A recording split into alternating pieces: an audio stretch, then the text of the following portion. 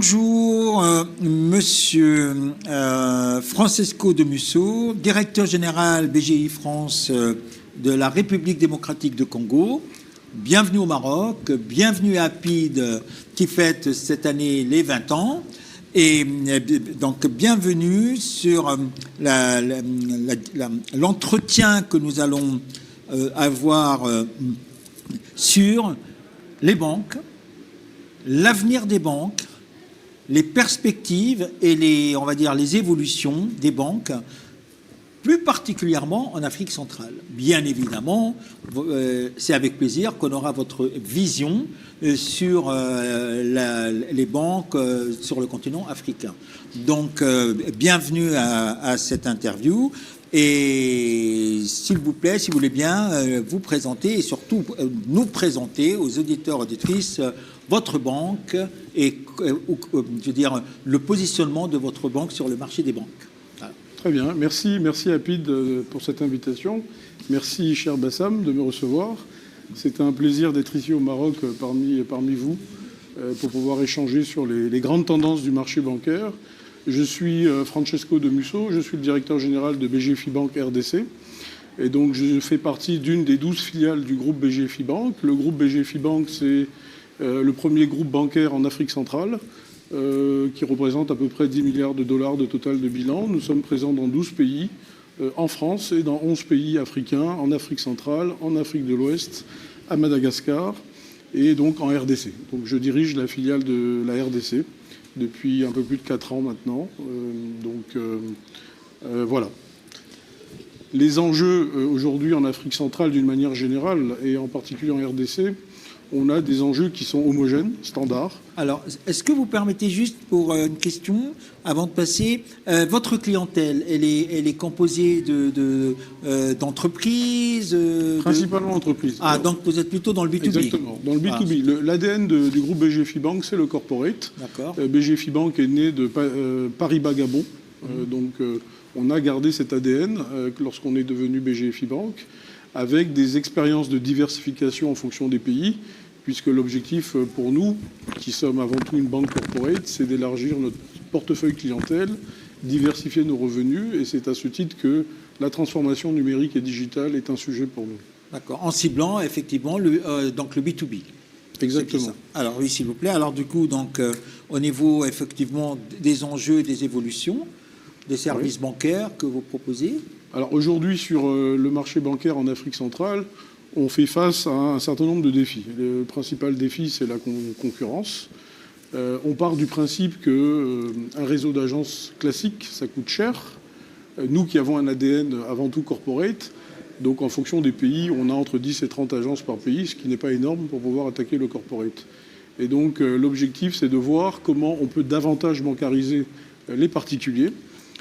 Et donc plutôt que de bâtir un réseau d'agences qui part de zéro, la digitalisation est un élément clé pour nous, pour pouvoir faire en sorte que les clients puissent nous rejoindre, soit sous la forme d'un wallet, soit à travers un wallet, ouvrir un compte bancaire. Et donc ça nous permet de contourner tous les aspects logistiques liés à la création des agences, puisque toute cette démarche repose sur ce qu'on appelle l'agency banking, un réseau de partenaires, de commerçants sur lequel on s'appuie, pour pouvoir servir nos clients sous forme de cash-in, cash-out, dépôt, retrait, transfert, mais également équipement avec des moyens de paiement et la vente d'un certain nombre de produits. Donc quand vous dites ce que les individus ouvrent, vous entendez à ce que des commerçants, des libéraux, hein, il ne s'agit pas de monsieur tout le monde qui va venir... Les deux. Ah, donc quand même, donc, du coup, vous ciblez quand même le B2C alors? Tout à fait, le B2C également. Donc on s'appuie sur les commerçants comme étant un réseau d'acquisition. Donc les commerçants sont à la fois nos partenaires, nos distributeurs, mais aussi nos clients. Mais le B2C est également important puisque le client particulier lambda peut télécharger l'application. Si je parle de la RDC, nous avons lancé une banque digitale qui est Raka Cash. Raka, ça veut dire en swahili, Raka, ça veut dire vite, rapide. Donc c'est comment faire des transactions cash rapidement. Donc Raka Cash est disponible gratuitement sur Play Store et Apple Store. Et donc on fait son enregistrement en ligne tout seul. Et à partir du wallet, on peut décider d'ouvrir un compte bancaire en cliquant uniquement sur un bouton et vous recevez votre RIB dans la foulée. Donc juste si vous voulez bien que je resitue, donc votre banque est une banque corporate, si j'ai bien compris, en introduction, mais tout en étant corporate, elle a quand même ouvert des services pour permettre d'accès. Alors, ces services, c'est que par le wallet, alors? Principalement par le wallet. Ça veut dire qu'un individu ne peut pas aller à votre agence pour dire je veux ouvrir un compte? Si, peut le faire. Aussi. Peut le faire, mais comme je disais, la limite, c'est le réseau d'agences. Nous avons, dans un pays qui fait 5-6 fois la France, 100 millions d'habitants, nous avons un réseau d'agences uniquement de 15 agences, ce qui n'est pas énorme. Et donc, plutôt que de multiplier les ouvertures d'agences, nous avons opté pour la solution wallet, qui est à l'échelle nationale, permet de couvrir l'ensemble du Congo. Et pour pouvoir être servis, les clients s'adressent à notre réseau de partenaires, de marchands, qui sont des réseaux nationaux, où ils peuvent faire des opérations de dépôt et de retrait à travers ce wallet. Donc en fait, alors vous êtes passé d'abord par du B2B, puis ensuite vous avez évolué vers le B2C grâce au wallet, c'est ça? D'accord. Donc oui, pardon, vous voulez rajouter? Alors l'approche, je voulais insister là-dessus. Alors nous, notre priorité sur ce wallet, c'est de cibler par exemple les salariés des entreprises que nous avons. Par exemple, des salariés dans la construction, des salariés dans le secteur minier. Ce qu'on leur dit, c'est conservez votre compte bancaire à la concurrence. Nous, on peut payer vos salaires à travers le wallet. Donc on a un système de paiement de masse. Et donc on peut ouvrir des comptes sous le wallet et puis les payer régulièrement tous les mois sans que cela impacte leur compte bancaire. Après, libre à eux de nous rejoindre en ouvrant un compte bancaire à travers le wallet. Mais du coup, nous, ça nous permet de capter ces flux, de capter des clients actifs, de capter des clients qui vont faire des transferts aussi bien nationaux qu'internationaux. Et donc, c'est une autre vision que nous avons de la banque. Moi, j'aime bien parler du terme d'inclusion bancaire plutôt que d'inclusion financière. Oui, tout à fait. Oui. Parce que l'inclusion financière, en général, c'est un dépôt pour faire un transfert. Exactement. Nous, ce qu'on veut inciter nos clients à faire, c'est de conserver leurs fonds dans le wallet, de pouvoir épargner à travers le wallet, de pouvoir emprunter à travers le wallet, de pouvoir utiliser des moyens de paiement, des cartes virtuelles, des cartes physiques à travers le wallet. Et donc, on a pensé vraiment ce wallet comme une néobanque. Voilà. En fait, c'est une stratégie de bancarisation. Exactement. C'est une stratégie de bancarisation digitale. En fait, au lieu d'avoir un transfert pour que la personne reçoive l'argent et ensuite retire l'argent éventuellement et le dépense, elle va l'avoir dans son wallet. Prenant l'habitude de le mettre dans le wallet, finalement, elle va se dire pourquoi pas, j'ouvre pas un compte à la banque. Exactement. Et pour avoir une carte. Donc oui, c'est une stratégie. Et alors, vous en êtes où dans ce déploiement de cette stratégie Mais écoutez, c'est tout récent. Nous avons commencé les campagnes de communication de masse depuis à peu près 2 mois. L'outil existe depuis 1 an et demi, 2 ans. Là, on commence tout juste. Nous avons acquis à peu près 50 000 abonnés en quelques mois. Et donc, notre objectif, c'est d'atteindre 100 à 200 000 abonnés actifs d'ici la fin de 2026.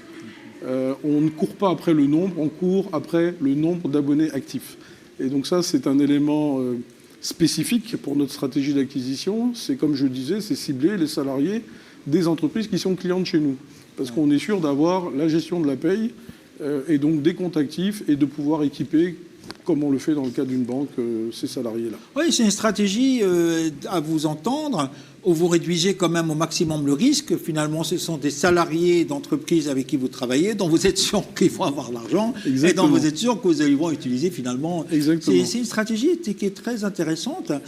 Donc finalement, mais dans les services que vous proposez, au-delà du service, vous recevez finalement votre salaire sur un wallet et vous payez avec le wallet. Est-ce que vous avez d'autres services que vous proposez aux clients de vos clients, en quelque sorte ? Bien sûr. Au-delà des transferts classiques du dépôt et du retrait, on a les transferts internationaux qui sont quasiment instantanés. On a un service de carte de paiement Visa prépayé. Donc la prépayée est rattachée au wallet et donc le rechargement est quasi instantané. Donc imaginez, vous avez des enfants à l'étranger ou une famille à l'étranger, vous pouvez leur remettre une carte prépayée que vous chargez immédiatement dès que vous êtes payé. Vous avez la possibilité également d'épargner. Donc ce sont des comptes d'épargne entre 3 mois et 12 mois avec des taux d'intérêt bien calibrés. Donc on peut épargner de la monnaie électronique et toucher des intérêts. Et puis on est en train d'étudier également la possibilité pour les clients de pouvoir acheter des bons du Trésor et de pouvoir faire des placements beaucoup plus rentables. Sachant que la particularité de la République démocratique du Congo, c'est que nous sommes une économie dollarisée. Donc on manie au quotidien 2 monnaies, le dollar et le franc congolais. Le wallet est un wallet multidevise. Donc ça règle énormément toutes les problématiques de change dans la rue, dans le marché informel. Donc vous pouvez faire une transaction immédiatement en appuyant sur la monnaie CDF, elle sera en CDF. Si vous appuyez sur dollar, elle sera en dollars. Donc les transferts, pareil, du coup. Exactement. Ah oui, c'est quand transferts. même un avantage énorme. Ce qui est un gros plus plutôt que d'avoir deux monnaies dans la poche. Et donc, toujours sur l'application, on a une plateforme marchande. Donc on développe notamment tout ce qui est paiement QR code, puisqu'on onboard un certain nombre de commerçants. Et donc on peut payer avec un QR code. Chez le commerçant. Chez le commerçant, dans les écoles. Ah oui. Et un gros volet que nous développons actuellement, nous sommes les seuls à le faire, c'est les taxes. Donc on est en train, sont déjà opérationnels pour un certain nombre de provinces. Les taxes, par exemple, pour la province de Kinshasa et la douane. Voilà, donc Bon, notre ça, objectif, pas c'est vous faire d'intégrer. beaucoup d'amis avec ça. On va pas se faire beaucoup d'amis, mais ça reste l'avenir, j'ai envie de dire, pour gagner du temps, parce que là, vous pouvez payer vos taxes à n'importe quelle heure de la journée. La solution est opérationnelle. Maintenant, on attend que les autorités nous appellent progressivement pour intégrer ce onboarding. Sachant que ce marché est principalement occupé par les telcos. Les telcos ne sont pas des banques. Donc, quand vous avez des réquisitions d'informations, les telcos ne sont pas tenus de vous répondre pour vous dire combien vous avez comme solde sur votre compte. Ce que nous, en tant que banque, nous sommes obligés de faire. Donc c'est souvent ce que nous expliquons aux autorités. Certes, nous sommes dans le digital, mais derrière, nous avons une organisation bancaire qui permet de répondre et de rassurer les impôts lorsqu'il y a des questions, les interrogations ou des preuves à fournir de paiement des impôts. En fait, vous êtes une banque ayant, on va dire, une offre de néobanque qui est rattaché à la banque, donc ça veut dire avec toute la sécurité, le process d'une banque. Exactement. Là où un telco ou on va dire, voilà, qui est dans l'esprit telco.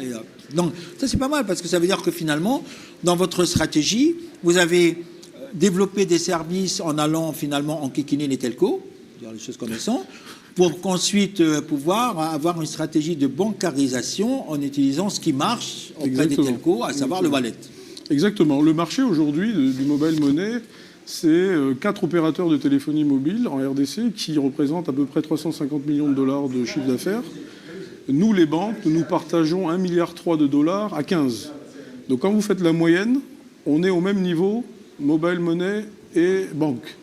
Et donc ce marché était complètement laissé à l'abandon aux telcos, qui ne voient pas forcément d'un bon œil l'arrivée des banques là-dessus. Nous, on reste persuadés que le marché est énorme. Alors les 350 millions dont je parle, c'est 20 millions d'abonnés au mobile money. Il y a 55 millions d'abonnés à la téléphonie mobile, donc vous imaginez la marge de progression, et il y a 100 millions d'habitants. Donc les capacités de progression de ce marché sont un rapport de 1 à 5, là où au niveau de la bancarisation, nous sommes à un taux de moins de 10%, et nous pensons qu'en Afrique subsaharienne, malheureusement, tout le monde n'est pas bancarisable en l'état, parce que les frais de fonctionnement sont trop élevés, parce que les clients n'ont pas confiance aux banques, elles estiment que les frais sont trop élevés. Et donc c'est ce marché que nous allons chercher en termes de vision, que moi j'appelle l'inclusion bancaire, parce que c'est le juste milieu entre la banque et l'inclusion financière. Il faut onboarder les clients, les enregistrer, mais il faut surtout les rendre actifs. Exactement. Et c'est ça l'enjeu principal. Pour cela, nous utilisons notre expertise bancaire pour leur vendre des produits et qui doivent répondre à leurs besoins. Alors, qu'est-ce que vous entendez par actif? Utiliser une fois par semaine, utiliser une fois par mois? Alors, pour nous, actif, c'est au moins 2 opérations par mois. Par mois. Voilà, au moins 2 opérations par mois en crédit ou en débit. D'accord. Donc, si le client fait au moins 2 opérations par mois, on considère qu'il est actif. C'est le cas, par exemple, des salariés dans le secteur minier. Donc, ils reçoivent un crédit, leur salaire, et puis ils font au moins un transfert. Donc, en général, ce qu'ils font, c'est qu'ils envoient de l'argent dans la famille à l'échelle du pays. Plutôt que de faire une opération SWIFT ou un virement, ils vont faire un virement à travers un telco. Et donc là, tout l'enjeu, c'est d'expliquer aux telcos aussi qu'on utilise leur canal. On n'est pas concurrent en réalité. Le canal des telcos s'impose parce qu'en réalité, le plus gros réseau financier du pays, ce sont les telcos.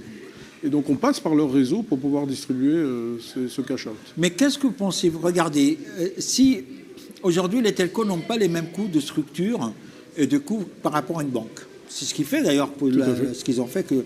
Mais effectivement, 2 transactions, cela veut dire l'argent rentre par le transfert de l'entreprise vers ses salariés et le salarié, dès qu'il a reçu l'argent, ressort et transfère.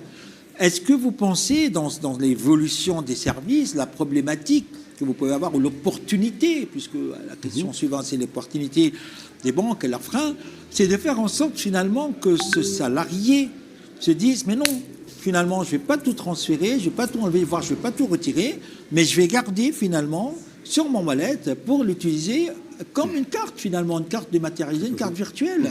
Et pour ça, je garderai... Pour la banque, tout l'intérêt, c'est qu'il garde le plus longtemps possible les dépôts, parce que c'est un dépôt finalement. Et pour le client, il a tout intérêt à ne pas le sortir immédiatement, puisqu'il a un outil dont tout ça va. Et c'est ma question, c'est que vous, comme moi, comme tous les usagers, la seule, en fait, nous avons envie d'avoir. Quand j'ai envie de payer, il faut que je puisse payer. Voilà. Il faut que je puisse aller chez le commerçant et dire je paye et donc j'ai dans ma poche ou du liquide ou ma carte ou mon téléphone pour transférer. C'est ça la problématique qui se pose pour eux. Alors par rapport à ça, comment faites-vous pour rassurer vos clients sur le wallet que ne t'inquiète pas, en ayant l'argent dans le wallet, finalement tu peux payer partout où tu veux. Est-ce que c'est une problématique que vous... Tout à fait. Alors la première problématique que l'on a, c'est la mise à disposition de ces fonds lorsque le client en a besoin. Oui. Pour rassurer nos clients, on doit être en mesure de pouvoir leur dire si vous voulez tout retirer, il suffit de se présenter à l'agence ou dans un guichet ou chez un opérateur de téléphonie qui peut te remettre tes fonds. Donc ça, c'est un élément psychologique qui rassure les clients.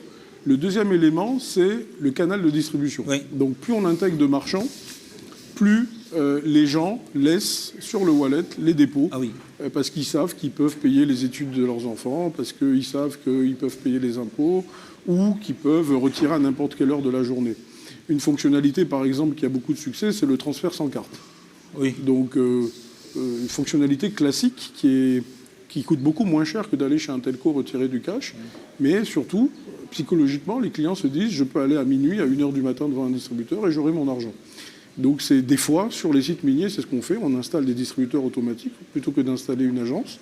On met un distributeur et les clients peuvent retirer leur cash facilement. Avec un numéro virtuel, c'est ça? Avec un numéro virtuel, tout à fait. Et donc la problématique que vous évoquez, elle est pertinente, puisque plus on intègre de marchands, plus on rassure les clients à laisser sur leur compte le plus de dépôts possible. On leur donne également la possibilité de voir ces dépôts rémunérés, puisqu'on peut épargner également. Et nous offrons des taux de rémunération qui sont supérieurs à ceux de la banque, justement pour pouvoir les inciter à laisser. Alors là où on va faire par exemple du 4% sur 6 mois, sur le wallet, on va offrir du 5%, pour inciter les clients à épargner davantage leurs dépôts. En fait, vous recevez 100, ne dépensez pas 100, même si vous restez 10 au fur et à mesure, et on vous remet. C'est une stratégie. Alors, cette stratégie qui me semble très pertinente et très, en tout cas très, très payante, si je peux me permettre, vous arrivez à l'instant où on discute de voir finalement les résultats que ça donne? Tout à fait. En quelques mois, on a vu de grosses évolutions. Les clients des telcos aujourd'hui ne déposent que lorsqu'il s'agit de transférer. Oui. Donc ils déposent leur cash et ils transfèrent. Exactement. Il y a très peu d'argent qui reste dans le système, si ce n'est les montants liés à des garanties et autres. Nous, banques, on aimerait que ces clients-là puissent thésauriser, puissent épargner. Pourquoi? Parce que derrière, on veut pouvoir utiliser notre licence bancaire pour faire du crédit, par exemple. Tout à fait. Donc on travaille actuellement sur des modèles de credit scoring. Et donc, la capacité du client à épargner ou à conserver ses fonds sur le wallet est un facteur favorable pour l'octroi de crédit. Et donc, avec le temps, il y a un gros travail d'éducation qui doit se faire.